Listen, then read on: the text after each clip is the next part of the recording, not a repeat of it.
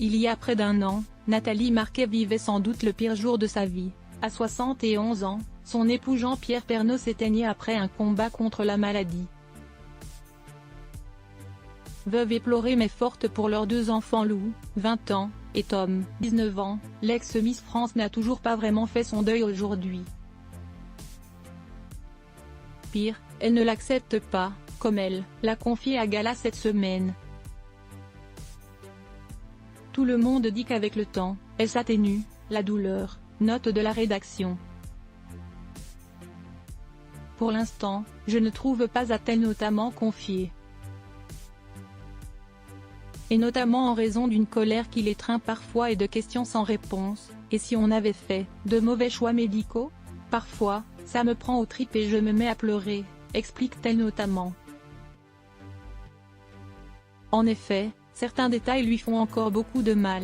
Il s'est battu comme un lion contre son cancer du poumon, et il est mort d'autre chose, un choc qui n'est pas normal pour la maman des deux jeunes adeptes de TikTok.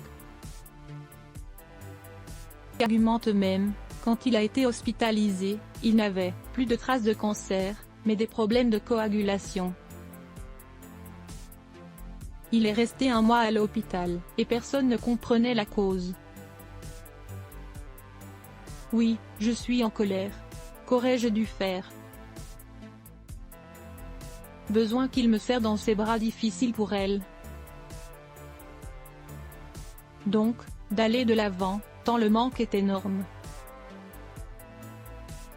J'ai besoin qu'il me serre dans ses bras, d'entendre sa voix, son rire, avoue-t-elle, des confidences bouleversantes qui ne l'empêchent pas de se reprendre, comme l'aurait souhaité, celui qu'elle avait épousé en 2007 après une belle rencontre fin 2001 dans le jury du concours Miss France, où ils étaient assis côte à côte.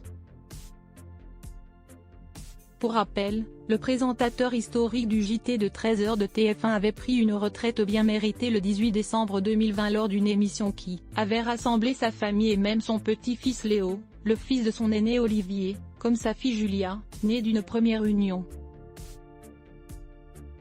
Un retrait après avoir présenté le journal pendant 33 ans, de 1988 à 2020, avant d'annoncer sa maladie en 2021, une rechute d'un cancer de la prostate déjà soigné en 2018.